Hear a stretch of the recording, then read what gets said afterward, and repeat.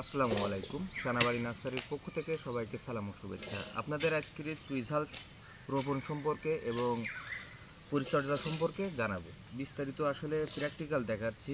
তো দেখেন, আমরা প্রথম যে জায়গাটা তৈরি করছি এটা শুকনো গোবর দিয়ে রাখছি। তারপরে যদি আপনারা গোবরের যে মাটি এটাও কিন্তু করে নিতে পারেন, বা 1 বছর 2 বছর যেটা পুরাতন গোবর আছে সেটা দিয়েও করতে পারেন। তারপরে এখন জৈব সার পাওয়া যায়, সেটাও করতে পারেন। তো আমরা কতটুকু ডিপ করেছি সেটা আপনাদেরকে আগে দেখাবো। এই যে আপনাদের ডিপ দেখাচ্ছি, এই প্রায় 1 বিঘিত মতো ডিপ করেছি। এর নিচেও কিন্তু গোবর আছে, তার মানে সব জায়গায় গোবর আছে। তো আপনারা চারা যখনই পুঁতবেন বা রোপণ করবেন সেই সময় আপনারা এরকম করে নেবেন, তাহলে আপনাদের চারাগুলোর গ্রোথ ভালো হবে। আর মাটিটা ঢিলা করে নিলে নিচেও বড় হবে, উপরেও বড় হবে। তো এই যে চারাটা দেখেন, নাড়া চারা মনে হচ্ছে যেন বাঁচবে না, কিন্তু আসলে এই চারাটা কিন্তু 100% শিকড় হয়ে গেছে আমাদের কাছে। এই যে দেখেন, এই যে শিকড় হয়ে গেছে। অনেকে বলে যে ভাই নাড়া চারা দিলেন চারা ভালো না, আমরা কিন্তু শিকড় গজানো চারাগুলা দিয়ে থাকি। তা আমি দেখেন হাত দিয়েও কিন্তু এখন রোপণ করতে পারবো। এই যে বাড়ি কত ঢিলা করছি। এই যে আপনারা এইভাবে 1 বিঘিত বাই 1 বিঘিত চারা রোপণ করতে পারেন, বা 1 হাত বাই 1 হাত। বা অনেকে আছে যারা বাণিজ্যিকভাবে চাষ করতে চান, তারা কি করবেন, আপনারা এরকম চারা 1 হাত বাই 1 হাত লাগাবেন। তো মাঝখানে এরকম প্যাকেটওয়ালা চারা দিলে দিয়ে এখান থেকে চারা উৎপাদন করতে পারবে। এই জন্যই বলতেছি চারা উৎপাদনের কথাটা কেন বলতেছি, পরবর্তীতে এটা তুলে আবার বিক্রি করতে পারবে যদি এখানে আপনি রোপণ করেন।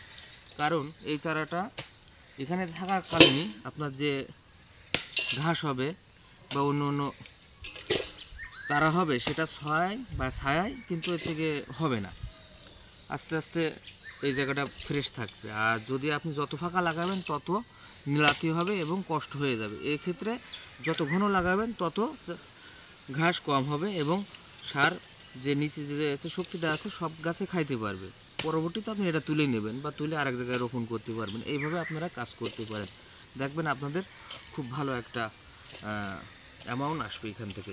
মূল কথা বাণিজ্যিকভাবে চাষও করা লাগবে, প্লাস সেটার থেকে আপনারা আর্নিং করবেন চারা, তাহলে বিষয়টা অনেক ভালো হবে আমার মনে হয়। আপনারা এইভাবে চাষ করবেন বা বসবেন, তাহলে স্বাবলম্বী হবেন। আর প্রথম কথা হচ্ছে গিয়ে আমি যে দেখাচ্ছি এটা দেখে আপনারা অনুপ্রেরিত হবেন না। আগে 2 পিস 10 পিস 15 পিস এগুলা চারা নিয়ে নিজে অনুধাবন করবেন যে চারাগুলা কিভাবে রোপণ করলে কিভাবে মরে না মরে। অনেক মরে কিন্তু, এই যে আমি দেখেন প্রায় 2 হাত জায়গা উঁচু করে লাগাচ্ছি, মানে বেডের সাইড দিয়ে, তারপরেও কিন্তু এই চারা মরবে বৃষ্টির সময়। অনেক যখন আমরা বৃষ্টি হয় তখন কিন্তু পানি জমে থাকে বা রস টেনে থাকে, সেই ক্ষেত্রে এই যে শিকড়গুলা, এই যে শিকড়গুলা জালি শিকড়, এইগুলা কিন্তু পচে যায়, এই গিট্টু গিট্টু হয়, তখন আস্তে আস্তে পচা শুরু করে, তখন এই চারাগুলো আস্তে আস্তে মরে যায়। অনেকে দেখবেন চারাগুলো মরে যায় বা হঠাৎ করে চারা মরে গেল, এই কারণটা। আবার অনেক সময়